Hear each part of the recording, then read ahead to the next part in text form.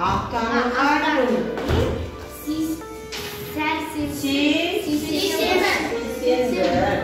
Seyşembe мен бейсенбінің ортасында қандай аптаның қандай күні? Сәрсенбі бар. Демалыс күні қай күн болады? Жексенбі болады екен. Дұрыс балалар. Ал бейсенбі мен сенбінің ортасында қандай күн бар балалар? Жұма күні бар екен. Жақсы балалар. Олай болса, сабағымызды бастамас бұрын кішкене көңілімізді көтеріп алайық. Мен, Сабина, саған бүгін сабақта сәттілік тілеймін. Мен Айлыққа бүгін дұрыс сұраққа жауап беруге тілеймін. Настя, сен Каринаға не айтасың? Жақсы, Карина, сен Құрбанға не айтасың? Құрбанға саған бақыт тілеймін. Алдарында тұрған суретке қараңыз. Суретте не бейнеленген? Осы суретке қарай отырып, бүгінгі өтетін сабағымыздың тақырыбы қандай деп ойлайсыздар? Не көріп тұрсыңдар? Аспан. Тағы не көріп тұрсыңдар? Жұлдыздар. Жеті қарақшы. Жарайсыздар. Онда бүгін сабағымыздың тақырыбы қандай деп ойлайсыңдар? Сабақтың тақырыбы, яғни бүгін қандай екен? Қарақшы екен. Ал бүгін сабағымыздың мақсаты қандай деп болады деп ойлайсыңдар? Біз сұрақ қоямыз. Сұрақ қоясыздар. Отырмыз. Сұрақтарға жауап бересіздер. Кәне көрейік қалай екен енді біздің сабақтың мақсаты. Анық айтылған сөзді тыңдап, қысқаша жазба, тірек сөздер жасау және нақтылау мақсатында сұрақтар құру екен. Белгілі бір тақырыпта сұхбаттасу барысында шағын мәліметті 4-5 сөйлем баяндау, кері байланыс беру, сөйлеу стилін сақтау. Балалар, бері қараймыз. Суретте не көріп тұрсыңдар? Жеті қарақшы және үлкен. Өте жақсы балалар.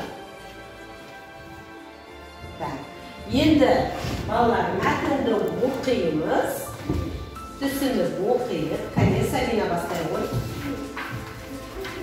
Баяғы заманда Үркер деген аспан патшасының қызы болыпты. Қыздың есімі Үлпілдек екен. Үлпілдектің нұры айналаға жарқырап тұрады екен. Үлпілдекті хан нөкерлері күзетіп жүреді. Бірде жеті қарақшы Үлпілдекті көріп, ұнатып қалады. Ол Үлпілдекті ұрламақшы болып аңдиды. Бір күні оның жолы бола кетті.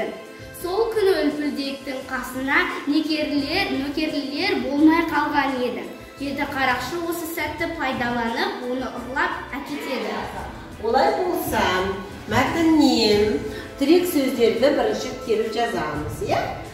Мысалы, үркер, аспан, патша, тағы қандай сөздер бар? Сол мәтіннен тірек сөздерді теріп жаздық па? Қандай сөздер теріп жазыңдар? Жеті қарақшы, үркер, Үлпілдек. Үркер, аспан, патша.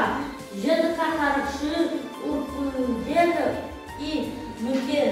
Нөкер екен, дұрыс. Ертегі толықтай ойдан құралады. Өмірде болмаған адамдар, немесе өмірде болмайтын дүю, ұшқыш кілем, заттар туралы баяндалады. Аңыз шындыққа жақын болады. Онда өмірде болған зат немесе адам туралы баяндалады екен. Ендеше, мына оқыған мәтіндерің ертегі мен аңыз. Қандай жанрға жатады? Аңызға жатады. Неліктен аңызға жатады? Ол жерде жұлдыздар бар. Жұлдыздар бар. Қазірде бар ма жұлдыздар? Бар екен. Өте жақсы. Жарайсыңдар балалар. Балалар, кітаптарымызды ашамыз. Нешінші тапсырма бұл? Мәтінді оқимыз. Сөйлемдерді сәйкес келтіреміз. Ал кеттік. Мұнда келіп көрсете ғой.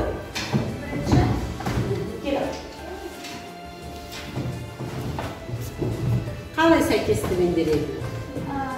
Бұл бірінші майға сәйкес. Оқу керек, оны дұрыстап оқимыз қане? Әдетте үркердің жай көзбен ең жарық 9 жұлдыздың көруге болады. Балалар, дұрыс жауап берді ма? Иә. Балалар, қалай ойлайсыңдар? Бүгінгі сабаққа қойылған мақсатымызға жеттік па? Иә. Не істедік бүгін сабақта? Ал айта ойындар, Карина айта ойын. Жаңа сөздермен таныстық. Өте жақсы. Сұрақтарға жауап бердік. Сұрақтарға жауап берді. Сұрақты өзіміз құрадық. Өздері құрадыңдар. Тағы да не істедіңдер?